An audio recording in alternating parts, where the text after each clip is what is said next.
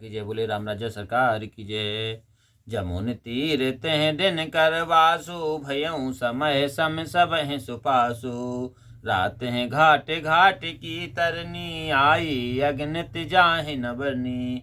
उस दिन यमुना नदी के किनारे वास किया। उस समय वहां सबको आराम मिला। रात ही रात में घाट घाट की नावें आ गई, जिनकी गिनती नहीं हो सकती। प्रात पार भये कहीं खेबा, तो से राम सखा की सेवा। चले नहाई न देह सिर नाई, साधन साधनाथ दो भाई।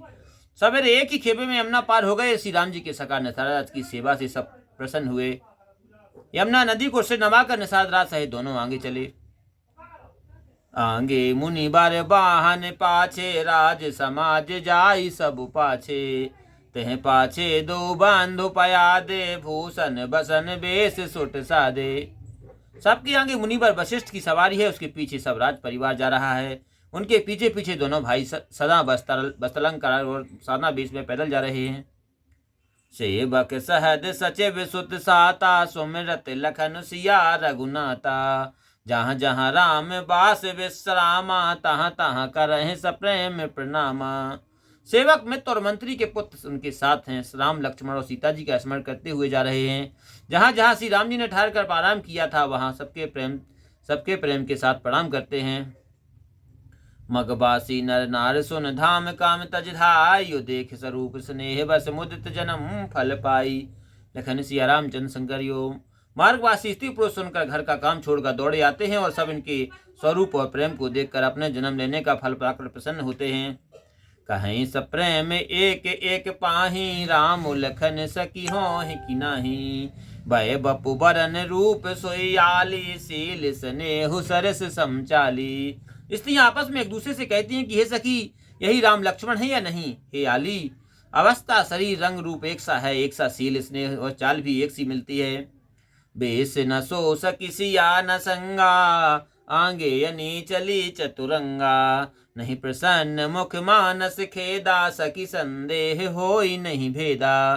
परंतु हे सखी, इनका वह बेश नहीं है। सीता जी भी साथ नहीं है। इनके आगे चतुरंगनी सेना है चली जा रही है। इनके मुख भी प्रसन्न नहीं है, मन में खेद है। हे सखी, इस भेद से संदेह होता है। तासु तरक त्रिय गण मन मानी, कहीं सकल तह सम न सयानी। तह सराह बानी फुर पूजी, बोली मधुर बचन त्रिय दूजी। उनका यह तरक सब स्त्रियों को भाया और कहने लगेंगी, तुम्हारी बराबर सयानी कोई सखी नहीं है। उसकी बड़ाई कर और उसकी सच्ची वाणी का आदर कर। दूसरी स्त्री मधुर वचन बोली, कहे सब प्रेम सब कथा प्रसंगु, जह विधि राम राज रस भंगु। भरत हैं बहुर सराहन लागी, सील स्नेह सुभाए सुभागी। उसने स्नेह सहित जिस प्रकार श्री राम जी की राज तिलक में विघ्न हुआ था, उस कथा का प्रसंग सुनाया। सब भरत जी के सील स्वरूप स्वभाव और वैराग्य की सराहना करने लगी। चलत पया देखात फल पिता दीन तजराज, और जात मनावन रघुबर भरत सरे से को आज। लिखन सिया रामचंद्र शंकर योग। पैदल ही फल खाते हुए पिता के राज को छोड़कर श्री राम जी के मनाने के लिए जाते हैं। आज इस भरत के बराबर और कौन है। भाई अप भगत भरत आचरण, कहत सुनत दुख दूषण हारन। जो किछु कहबे थोर सकी सोई, राम बंधु वस काहे न होई। भाईपन भक्तिपन और भरत जी का आचरण कहते सुनने से दुख दूर हो जाते हैं। हे सखी, जो कुछ कहा जाए वही थोड़ा है। श्री राम जी के भाई ऐसे क्यों ना हो। हम सब सानुज भरत देखे, भैयन धन जुप्ती जन लेके। सुन गुण देखे दशा पछताही, के कई जननी जोग जुत नाही। शत्रुघ्न सहित भरत जी को देखने से हम सब स्त्रियों की गिनती धन्य में हो गई। भरत जी के गुण को सुनकर, उनकी दशा देखकर हम सब पछताने लगे कि कैकेयी जैसी माता के योग्य यह पुत्र नहीं है। को कह दूषण रान नाहिन, विधि सब कीन हम जो दाहिन। कहे हम लोक वेद विधिहीनी, लघु त्रिय कुल कर तूत मलिनी। कोई कहने लगी, इसमें रानी का कुछ अपराध नहीं है, यह सब विधाता ने किया है जो हमसे प्रसन्न है। कहाँ सब लोक और वेद की रीति से अनजान और छोटी कुल और अकर्णी से मलिन स्त्रियां। बस हैं कुदेश कुगांव कुबामा,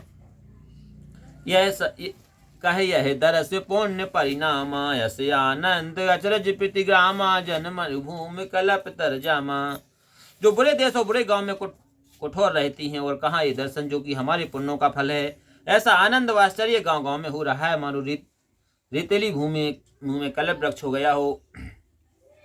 भरत दस देखत खुले मग लोगन कर भाग, जन सिंगल वासन भयऊ विधि बस सुलभ प्रयाग। लखन सिया रामचंद्र संग्रियो। भरत जी के दर्शन करने से मार्गवासियों के भाग खुल गए, मानो सिंगल द्वीप के रहने वालों को भाग्यवश प्रयागराज सुलभ हो गया हो।